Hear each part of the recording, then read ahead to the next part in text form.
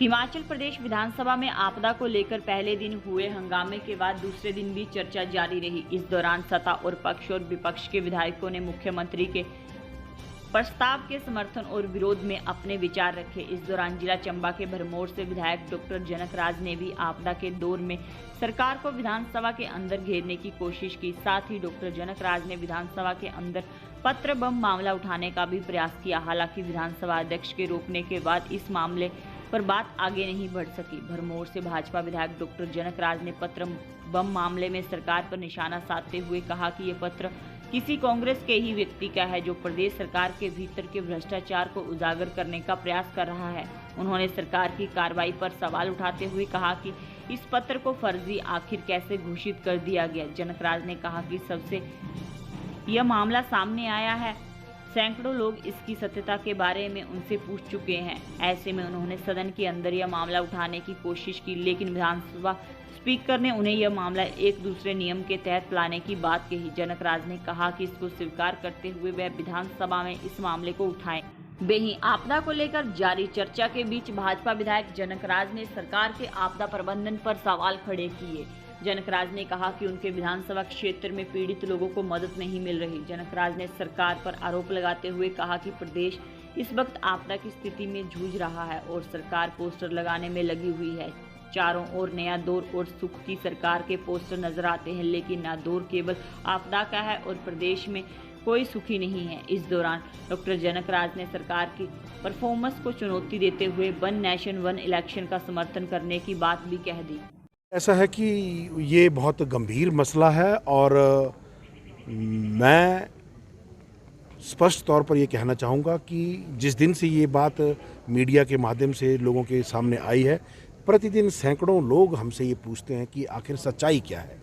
तो हमें लगता है कि हिमाचल प्रदेश विधानसभा सदन के भीतर हिमाचल की सब जनता को इस सारे विषय की जानकारी मिले, हिमाचल की जनता ये जाने कि असलियत में सच्चाई क्या है, किसने ये चिट्ठी लिखी, किसको लिखी, क्यों लिखी, क्या इसके तथ्य हैं। इस बारे में विस्तृत चर्चा जैसे आज जब हमने शुरू किया तो माननीय अध्यक्ष जी ने हमें ये आश्वासन दिया है कि मेरी बात को रखने का वो मुझे अलग से समय देंगे। तो उनके आग्रह को स्वीकार करते हुए मैंने इस बारे में अधिक चर्चा नहीं की है और जैसे भी कल या परसों मुझे इस चर्चा के लिए टाइम मिलेगा तो मैं इस सदन के माध्यम से हिमाचल के प्रत्येक जनता को इससे जुड़े सारे सवालों के जवाब दूंगा। बिल्कुल, ये मैं सदन के भीतर, क्योंकि ये मुद्दा केवल मुझसे संबंधित नहीं है, मेरी पार्टी से संबंधित है और आपके चैनलों के माध्यम से मैं छोटी सी बात सब लोगों को ये बताना चाहूँगा, कहना चाहूँगा कि भाजपा विपक्ष की भूमिका में है और विपक्ष की भूमिका के चलते मेरा ये राजनीतिक धर्म है कि सरकार के कार्यों पर मैं सवाल उठाऊँ। सरकार अच्छा भी कर रही है तो भी मैं कोशिश करूँगा कि उसमें कहीं कमी ढूंढूँ। ये मेरा राजनीतिक धर्म है, मेरा लोकतांत्रिक अधिकार है। अगर सरकार के किसी भ्रष्टाचार की इतनी पुख्ता जानकारी जो इस चिट्ठी में लिखी है तो हम पत्थर बम का सहारा लेंगे। ये पत्थर बम इन्हीं के ही सरकार के किसी व्यक्ति का काम है जिसके लिए ज़बरदस्ती इन्होंने भाजपा को लपेटने की कोशिश की है और इसका जवाब सदन के भीतर हम भी और भारतीय जनता पार्टी भी जोर शोर से देगी। सर, इस पत्र की देखिए, मैं सदन के भीतर इस विषय को जब हम रखेंगे स्वतः सदन की जो मर्यादाएं हैं उसके तहत हम मांग करेंगे कि इस विषय की निष्पक्ष जांच हो, ताकि सबसे पहले तो ये चिट्ठी फर्जी है ये किसने कह दिया, ये सर्टिफिकेट किसने जारी किया कि ये लेटर फर्जी है। और सरकार के खिलाफ अगर कोई व्यक्ति कुछ बोलता है, आवाज़ उठाता है तो उसको जेल में डाल दिया जाए। ये है लोकतंत्र की हत्या। जो कांग्रेस पार्टी के बड़े बड़े नेता हमेशा जो चीखते रहते हैं कि लोकतंत्र खतरे में है, ये है लोकतंत्र की हत्या जो यहाँ पे ये लोग कर रहे हैं कि सरकार के खिलाफ जिसने बोला उसको जेल में डाल दिया जाएगा। ये कौन सी व्यवस्था परिवर्तन है। और एक चीज़ जो मैं बताना चाहूँगा, आप चलिए शिमला शहर में देखिए, शिमला से कहीं बाहर निकलिए जहाँ हर दूसरे मोड़ पे आपको एक दो पोस्टर दिखते हैं, एक नया दौर और एक सुख की सरकार। मैं पूछना चाहता हूँ आपके माध्यम से, कौन सा नया दौर है? आपदा का नया दौर है, तबाही का नया दौर है, और कौन सा सुख की सरकार? सुखी कौन है? प्रदेश इतनी दुख से, इतनी पीड़ा से इस वक्त गुजर रहा है, तो लोगों के जख्मों पर ये नमक लगाते हुए जो पोस्टर हैं, मेरा विशेष आग्रह है कम से कम जब तक रिस्टोरेशन ना हो जाए इन पोस्टरों को हटा लिया जाए, बाद में लगा दीजिए। इसमें क्या है? मजाक उड़ाते हैं वो पोस्टर हमारे प्रदेश के लोगों का। यहाँ सड़क टूटी हुई है, सामने लिखा है सुख की सरकार। यहाँ रास्ता ब्लॉक आके लिखा कि नया दौर, क्या मतलब है? ठीक। धन्यवाद।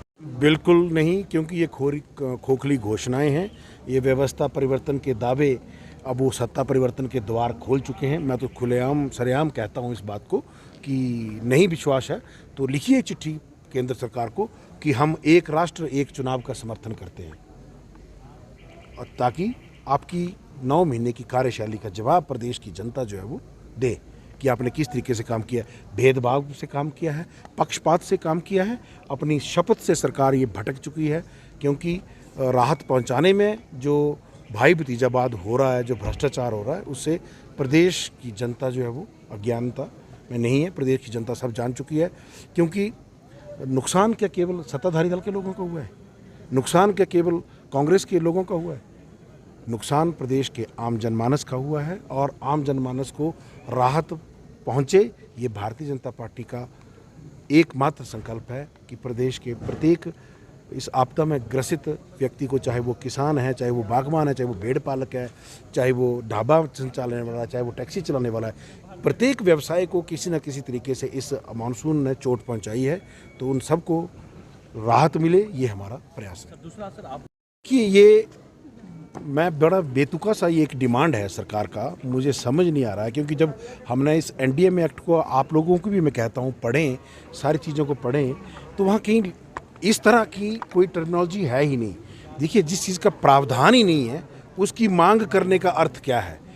हमने स्पष्ट तौर पर सदन के भीतर इस चर्चा के दौरान ये कहा है कि आप राष्ट्रीय आपदा घोषित करने की बजाय आर्थिक सहायता की मांग करें, जिसके लिए भारतीय जनता पार्टी के सब विधायक दल है पूरा, इसमें प्रदेश की जनता के साथ खड़ा है। और हम सब लोगों को जितनी अधिक राहत लोगों को पहुंचाई जाए, इसके लिए केंद्र सरकार से जो भी सहयोग अपेक्षित है, केंद्र सरकार ने बिना मांगे भी अभी तक बहुत कुछ किया है प्रदेश के लिए, और आगे भी प्रदेश सरकार के जो भी ज़रूरतें होंगी उसको भी केंद्र सरकार मदद करने के लिए पूरी तरह से तैयार है। पिछले कल हिमाचल कांग्रेस की प्रदेश अध्यक्ष जो हैं, वो हमारे देश के यशस्वी प्रधानमंत्री जी से भी मिली, तो उन्होंने भी इस तरह के कहीं कुछ नहीं नकारा कि आपकी मदद नहीं करेंगे। तो प्रधानमंत्री जी का बड़ा स्पष्ट निर्देश है कि हिमाचल मेरा दूसरा घर है, और हिमाचल के लिए जो भी मदद की आवश्यकता होगी हम करेंगे। सर, क्या लगता है कि